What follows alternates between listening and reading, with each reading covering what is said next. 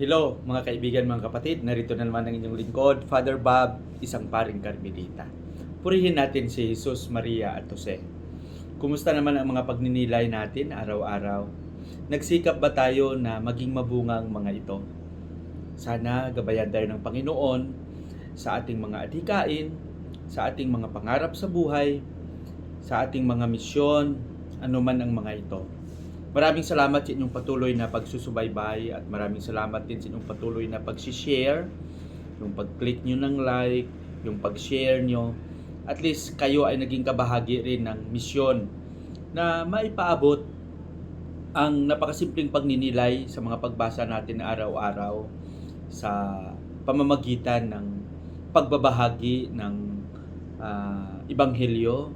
Saan man tayo naroon, anuman ang ating ginagawa, napakagandang magsimula tayo sa ating mga gawain na nakarinig ng mga pagninilay, nakarinig ng mensahe na gustong ipaabot ng Panginoon sa atin. Amen? At sana, let us pray for one another. Ito yung ating misyon.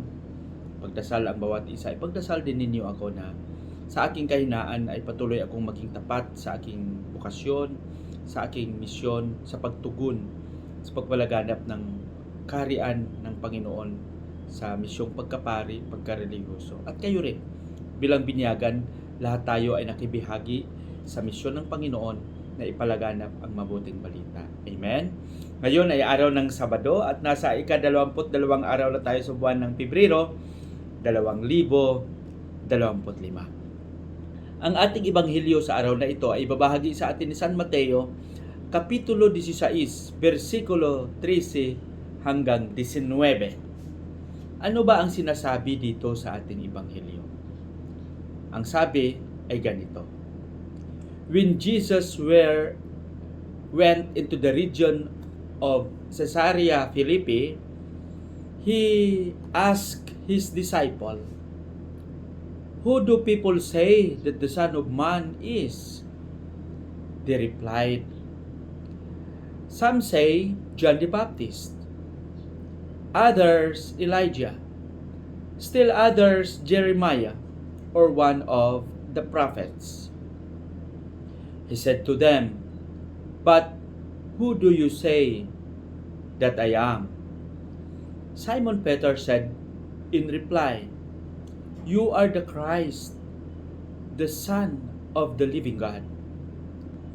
Jesus said to him in reply, "Blessed are you, Simon, son of Jonah, for flesh and blood has not revealed this to you, but my heavenly Father. And so I say to you, you are Peter, and upon this rock I will build my church, and the gates of the netherworld shall not prevail against it. I will give you the keys to the kingdom of heaven. Wherever you bind on earth shall be bound in heaven, and whatever you loose on earth shall be loosed in heaven." Ang mabuting balita ng Panginoon. Mga kaibigan, narito na naman tayo. Napakagandang pagnilayan natin ang sinasaad sa ating ebanghelyo. Nagkaroon ng diskurso si Jesus sa kanyang mga alagad at tinanong niya ang mga ito, "Sa mga tao, sino ako?"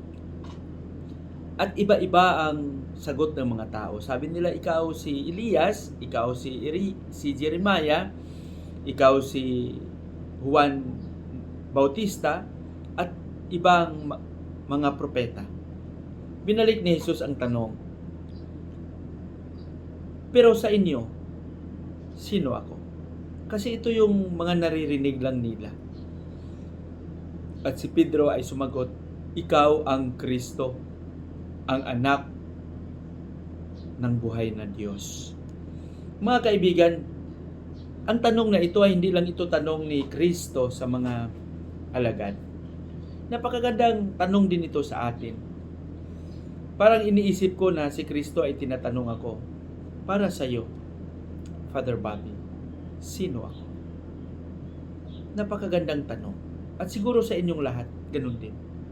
Para sa inyo, sino ako? Ang sagot natin ay unang sa lahat ay nakaangkla ito sa ating mga personal na karanasan. Mga karanasan na nagdala at nagdulot posible ng pighati, nagdulot ng kasamaan, sama ng loob, nagdulot ng kalungkutan, at posible ang karanasan ng iba ay nagdulot ng kasiyahan, inspirasyon, pag-asa, at buhay.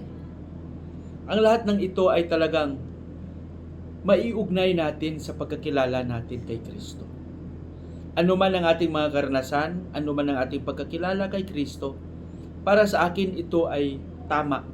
Lalong-lalo na kung ito ay nakaugnay sa ating personal na encounter, karanasan, pakikisalamuha sa Panginoon, sa buhay, pakikisalamuha sa ibang tao. At sana ingatan natin at pagsikapan natin na kung anuman ang pagkakilanlan natin kay Kristo ay maisabuhay natin ito. Hindi lang sana ito manatili sa ating isipan, sa ating puso, sa buong pagkatao natin, kundi ipahayag natin, ipakilala at ipadama ang Kristo na nakilala natin. Sino ba si Kristo sa buhay ko? Ang ating pagkakilanlan sana ay maging saksi sa kung sino tayo, sa ating mga pagkilos, sa ating gawain, sa ating pagtugon, sa ating misyon. Naway gabayan tayo ng Panginoon sa ating mga pagsisikap. Pagpalain nawa tayo ng Panginoon. Manalangin tayo sa ngalan ng Ama, ng Anak at ng Espiritu Santo. Amen. Pinupuri at pinapasalamatan ka namin, Panginoong Hesus, sa iyong walang sawang pagmamahal sa amin, sa iyong walang sawang paggabay sa amin, sa mga biyayang aming natanggap.